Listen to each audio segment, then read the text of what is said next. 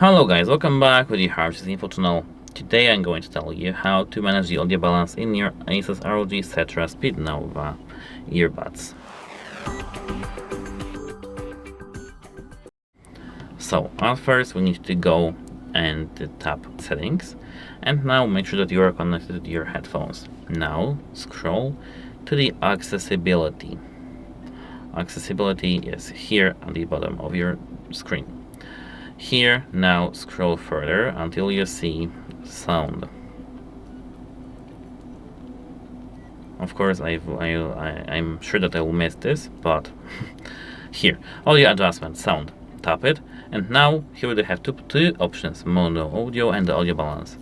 You can set it more to the right or more to the left using just a simple slider. And actually that's it. Hope it helps you, and goodbye.